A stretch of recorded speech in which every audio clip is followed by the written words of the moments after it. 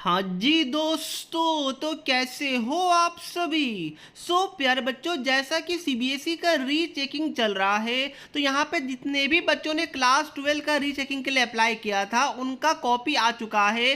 10th वाले बच्चों का भी कॉपी आ चुका है, उनका एवेल्युएटेड आंसर सीट। उसके बाद सरप्राइजिंगली ये देखने को मिल रहा है कि काफ़ी सारी जगह में बच्चों के मार्क्स को कट किया गया है, अननेसेसरी कट किया गया है। तो उसके लिए ये मैं वीडियो लेके आ चुका हूँ। प्लीज री एवोल्यूशन को अप्लाई करने से पहले ये वीडियो को जरूर देखिएगा। तो प्यारे बच्चों, सबसे पहले क्लास 12th वाले बच्चों का, काफी बच्चों का यहाँ पर एरर देखने को मिल रहा है कि बच्चों ने सही तो आंसर लिखा है बट टीचर ने मार्क्स ही कम दिया है या फिर 0 दे दिया है। तो उस केस में आपको टेंशन नहीं लेना है, आपको री एवोल्यूशन के लिए अप्लाई करना है। ध्यान रखिएगा, सीबीएसई में स्टेप मार्किंग होता है। Yes, you have heard it right, CBSE पे स्टेप मार्किंग होता है, तो हर एक स्टेप के नंबर आपको मिलते हैं।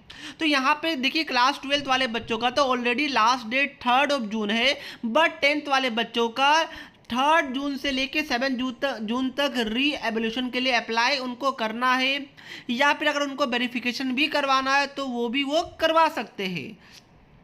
तो सबसे पहले आपको एक चीज पता होना चाहिए कि जो आपके पास कॉपी तो आ गया है, बट आप रैंडमली आंख बंद करके अप्लाई मत कीजिएगा। सीबीएसई ने एक मार्किंग स्कीम को रिलीज किया है। इस मार्किंग स्कीम का लिंक मैं आपको डिस्क्रिप्शन बॉक्स में दे दूंगा, या फिर सर्च भी आप कीजिएगा सीबीएसई 2025 मार्किंग स्कीम, तो वहां से भी आपको मिल जाएगा और डिस्क्रिप्शन बॉक्स से भी आपको लिंक मिल जाएगा।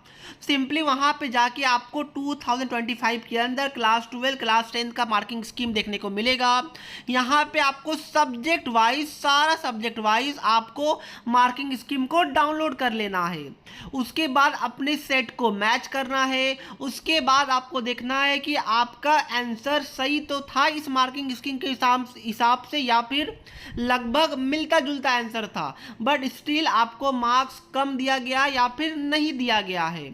तो उस केस में आपको री एवोल्यूशन के लिए अप्लाई करना है। अगर कोई काउंटिंग मिस्टेक है, या फिर कोई क्वेश्चन से टीचर ने चेक किया ही नहीं है, कोई क्वेश्चन चेक करना टीचर भूल गए हैं, तो उस केस में आपको वेरिफिकेशन के लिए अप्लाई करना है। अगर दोनों मिस्टेक है तो आपको दोनों के लिए अप्लाई करना है। ओके, तो बच्चों का सबसे बड़ा कंसर्न आता है कि सर री एवोल्यूशन के टाइम में हम लोग एक्चुअली रीजन क्या लिखे, क्योंकि देखिए आपको ना हर एक जो भी आप क्वेश्चन को अप्लाई कीजिएगा तो आपको बगल में रीजन लिखना पड़ेगा कि आपको फुल मार्क्स मिलने चाहिए थे बट आपको पार्शियल मार्क्स मिले हैं, आपका आंसर मार्किंग स्कीम से मैच करता है तो भी आपको मार्क्स नहीं मिले हैं।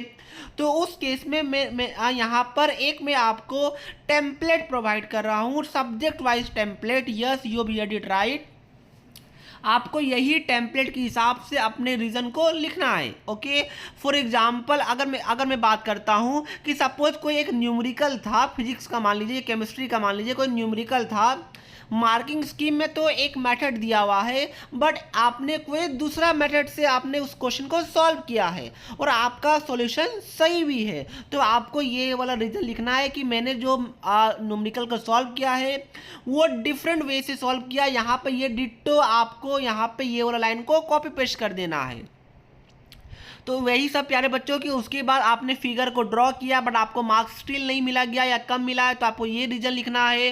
तो ये सारा मैंने यहाँ पे आपके लिए टॉपिक वाइज, सब्जेक्ट वाइज आपके लिए ये प्रिपेयर किया। लाइक इंग्लिश का राइटिंग सेक्शन के लिए आपको क्या लिखना है, मैथ्स के लिए आपको स्टेप मार्किंग नहीं मिला है तो आपको ये वाला रीजन लिखना है कि the solution given by the student is correct till यहाँ इस स्टेप से लेकर उस स्टेप तक। तो यहाँ पे आपको मार्क्स नहीं मिले या फिर कम मार्क्स मिले हैं, तो यही सीबीएसई को बोला जा रहा है कि आप मार्क्स को अवॉइड कीजिए। ठीक है, समझ में आया। तो ये सारा 2 पेज का यहाँ पे पीडीएफ है, आपको प्लीज़ अच्छे से गो थ्रू कीजिएगा इस सारा पीडीएफ को। उसके बाद जो भी आपका प्रॉब्लम है उस प्रॉब्लम के अनुसार यहाँ से आपको रीजन को कॉपी पेस्ट करना है। ओके, प्लीज़ ध्यान से कीजिएगा, डिट्टो भी कॉपी मत कीजिएगा। देख लीजिएगा कि कहाँ पे 1-2 वर्ड चेंज करना है। आजकल चैट जीपीटी एआई का ज़माना है, वहाँ से आप लोग एडिट थोड़ा बहुत कर सकते हैं। Okay, very good. तो प्यारे बच्चों ध्यान रखिएगा कि ये रिकॉर्ड रहा है कि जितने बच्चे भी री एवोल्यूशन के लिए जाते हैं उसमें से हर एक 2 में से एक बच्चे का यानी कि 50% बच्चों का मार्क्स इंक्रीज होता है। तो आपको टेंशन नहीं लेना है, थोड़ा सा भी डाउट है तो प्लीज री चेकिंग के लिए, री एवोल्यूशन के लिए जरूर अप्लाई कीजिएगा, आपके मार्क्स जरूर बढ़ेंगे। और काफी एरर हुआ है सीबीएसई से तो डेफिनेटली वो आपके मार्क्स बढ़ाएंगे। फिलहाल मैं वीडियो को यहीं पर समाप्त करता हूं, कोई भी डाउट है तो कमेंट करके पूछ लीजिए। मिलते हैं नेक्स्ट वीडियो में, तब तक के लिए पढ़ते रहिए। जय हिंद, जय भारत।